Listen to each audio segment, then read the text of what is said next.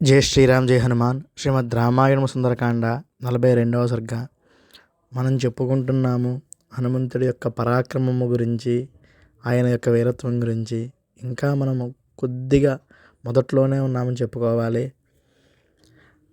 అలా యుద్ధం చేసిన హనుమంతుడు మళ్ళీ ముఖద్వారం వద్ద ఉన్న తోరణ స్తంభం దగ్గరికి వెళ్ళి దాని మీద కూర్చుని ఇంకా ఎవరు వస్తున్నారా అని చూస్తూ ఉండడంతో 41వ సర్గ పూర్తి అయితే ఇప్పుడు 42వ సర్గ ప్రారంభము. ఓం శ్రీ మహాగణాధిపతయే నమః. శ్రీ మహాసరస్వత్యై నమః. శ్రీ గురుభ్యో నమః. హరి ఓం. ఓం శుక్లాంబరధరం విష్ణుం శశివర్ణం చతుర్భుజం ప్రసన్నవదనం ధ్యాయేత్ సర్వవిఘ్నోపశాంతయే. అగజానన పద్మార్కం గజాననమహర్నిశం అనేకదం తం భక్తానాం ఏకదంతముపాస్మహే. గురుబ్రహ్మ గురుర్విష్ణుః గురుర్దేవో మహేశ్వరः గురుస్సాక్షాత్ పరం బ్రహ్మ తస్మై శ్రీ గురవే నమః. అఖండమండలాకారం వ్యాప్తం ఏన చరాచరం తత్పదం దర్శితం ఏన తస్మై శ్రీ గురవే నమః.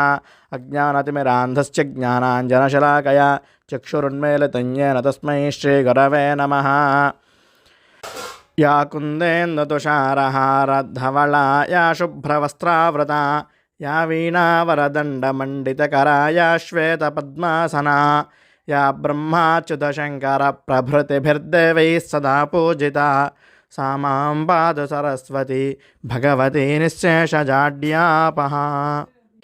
కూజంతం రామ రామేతి మధురం మధురాక్షరం ఆరుహ్య కవితాశాఖాం వందే వాల్మీకికోకిలం. గోష్పదేకదవారాశిం మశకీకృతరాక్షసం రామాయణ మహామాలారత్నం వందే అనిలాత్మజం. మనోజవం మారుతతుల్యవేగం జితేంద్రియం బుద్ధిమతాం వరిష్టం వాతాత్మజం వానరయోధముఖ్యం శ్రీరామదూతం శిరసా నమామి. వైదేహీ సహితం సురద్రుమతలే హైమే మహామండపే మధ్యే పుష్పకమాసనే మణిమయే వీరాసనే సుస్థితం. అగ్రే వాచయతే ప్రభంజనసుతే తత్వం మునిభ్యః పరం వ్యాఖ్యాతం భరతాదిభిః పరివృతం రామం భజే శ్యామలం.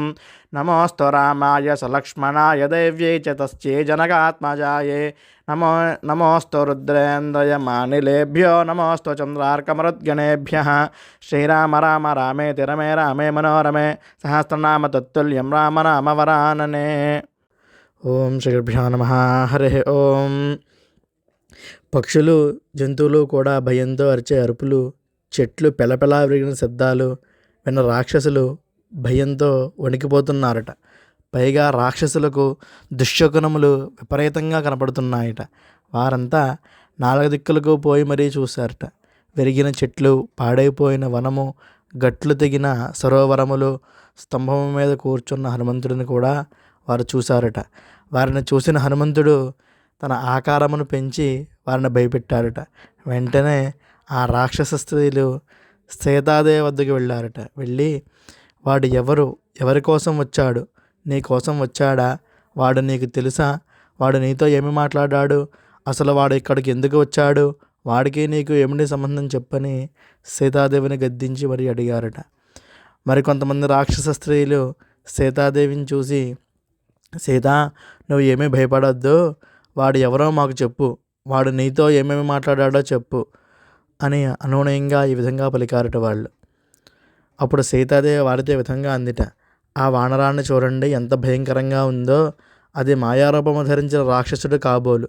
అటువంటి రాక్షసుల గురించి తెలుసుకునే పరిజ్ఞానం నాకు ఎక్కడ ఉంది? వాడిని చూస్తేనే నాకు భయంగా ఉంది. అయినా అటువంటి రాక్షసుల గురించి మీకే తెలియాలి కానీ నాకు ఎలా తెలుస్తుంది అని భయం నటించిందట సీతాదేవి. సీతాదేవి మాటలు విన్న రాక్షస స్త్రీలు ఆ వానరము వాళ్ళని కూడా చంపేస్తుందేమో అని భయపడిపోయి నాలుగు దిక్కులకి పారిపోయారట. మరికొంతమంది ఈ విషయం రావణాసుడికి చెప్పడానికి రావణుడు ఉన్న మందిరానికి వెళ్ళారట. మరికొందరు మొండివాళ్ళు చస్తే చచ్చామని అక్కడే సీతాదేవి కాపలాగా ఉన్నారట. రావణుడి దగ్గరికి వెళ్ళిన రాక్షస స్త్రీలు హనుమంతుడి గురించి, అతని భయంకర ఆకారము గురించి కూడా ఈ విధముగా రావణాసుడికి చెప్పడం ప్రారంభించారట. ఓ మహారాజా, ఒక భయంకరమైన వానరము అశోకవనంలోకి ప్రవేశించింది. వనమంతా కూడా నాశనం చేసింది. సీతతో ఏమేమో మాట్లాడింది. మేము ఎంత అడిగినా సీత ఆ వానరము గురించి చెప్పడం లేదు. ఆ వానరము దేవేంద్రుడి వద్ద నుండి కానీ లేదా మీ సోదరుడు కుబేరుని వద్ద నుండి కానీ లేక రాముడి వద్ద నుండి కానీ వచ్చిన దూత కావచ్చు. ఆ వానరుని రూపము అత్యంత ఆశ్చర్యకరముగా ఉంది. ఇప్పుడు ఇంత ఉంటాడు, మరుక్షణంలో ఆకాశమంత ఉంటాడు. ఇప్పుడు ఇక్కడ ఉంటాడు, మరుక్షణంలో అక్కడ ఉంటాడు. అశోకవనంలో వాడు విరవని చెట్టు లేదు, నాశనం చేయని ప్రదేశము లేదు. ప్రభు, ఆశ్చర్యం ఏమంటే ఆ వానరము సీత ఉన్న ప్రదేశము తప్ప మిగిలిన వనమంతా కూడా ధ్వంసం చేసేసింది. కేవలం సీతను రక్షించడానికే అలా చేశాడా, లేక వనమంతా నాశనం చేసి అలసిపోయి సీత ఉన్న ప్రదేశమును మాత్రము నాశనం చేయలేదా అనే విషయం మాత్రము తెలియడం లేదు ప్రభు. అదేం కాదులేండి, కోతికి అలసట ఏముంది, సీతను రక్షించడానికే వాడు ఈ పని చేశాడు. ప్రభు, ప్రత్యేకంగా సీత కూర్చున్న శింషుపా వృక్షమును మాత్రము ఆ వానరము తాకనైనా తాకలేదు. ప్రభు, మీరంటే ఏమాత్రం భయం లేకుండా అశోకవనంలో ప్రవేశించి సీతతో మాట్లాడి అశోకవనమును మొత్తము ధ్వంసం చేసిన ఆ వానరమును బట్టి కఠినంగా శిక్షించండి. వాడు చావడానికి సిద్ధపడినట్టున్నాడు, లేకపోతే తమరి ఆధీనంలో ఉన్న సీతతో మరొకటి వచ్చి మాట్లాడడం సంభవమా అని తలొక విధంగా చెప్తున్నారట రాక్షస స్త్రీలు. వారి మాటలు విన్న రావణాసురుడికి కోపం తలకెక్కిందిట. అగ్నివలే మండిపడ్డారట. వెంటనే 80,000 మంది రాక్షస సైనికులను పిలిచారట. పిలిచి ఆ వానరముని పట్టుకొని చంపమని ఆదేశించారట. వెంటనే ఆ సైనికులు రకరకములైన ఆయుధములను పట్టుకుని హనుమంతుడిని వెతుక్కుంటూ వెళ్ళారట. అశోకవన ద్వారము వద్ద నిలబడి ఉన్న హనుమంతుడు వాళ్ళందరినీ చూశారట. ఆ రాక్షసులు తమ తమ ఆయుధాలను జడిపిస్తూ హనుమంతుడి మీదకి వస్తున్నారట. హనుమంతుడిని తమ తమ ఆయుధాలతో చుట్టుముట్టారట.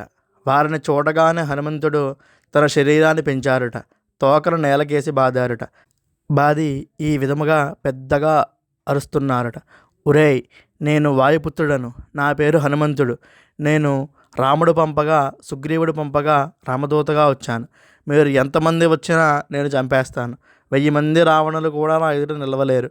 నేను సీత కోసం వచ్చాను, సీతను చూశాను, లంకను నాశనం చేసి సీతాదేవికి నమస్కరించి వెళతాను అని పెద్దగా అరిచి చెప్పారట హనుమంతుడు. హనుమంతుడి అరుపులు విని చాలామంది రాక్షసులకు పై ప్రాణాలు పైనే పోయాయిట. రావణుని ఆజ్ఞ తప్పదని వారందరూ కూడా హనుమంతుడి మీదకి తమ తమ ఆయుధాలతో దూకారట. అప్పుడు హనుమంతుడు అశోకవనమునకు అమర్చిన పెద్ద ద్వారము వద్దకు వచ్చారట. వచ్చి దానికి అమర్చిన పెద్ద గడియను ఒడపీకారట. దానిని పట్టుకొని ఆ రాక్షసులను ఒక్కొక్కడిని కూడా చావగొడుతున్నారట. కొద్ది నిమిషములలోనే రావణుడు పంపిన రాక్షసులందరూ కూడా పీనుగులయ్యారట. ఇంకా ఎవరైనా వస్తారా అని చూస్తూ మరలా అదే తోరణ స్తంభం వద్ద నిలబడ్డారట హనుమంతుడు.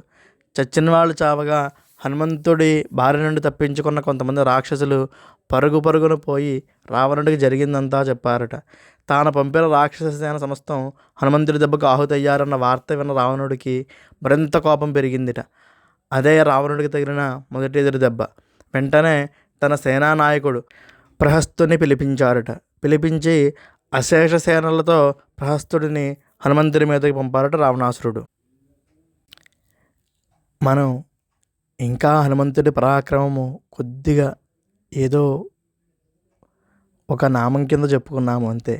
ఇంకా ముందుకు వెళ్ళే కొద్దీ హనుమంతుడు తన బలము మరియు కోపముతో ఏ విధంగా లంకను నాశనం చేశాడో ముందు చెప్పుకుందాము. ఇంతటితో శ్రీమద్ రామాయణ సుందరకాండ 42వ సర్గ సంపూర్ణము. హరి ఓం తత్సతు.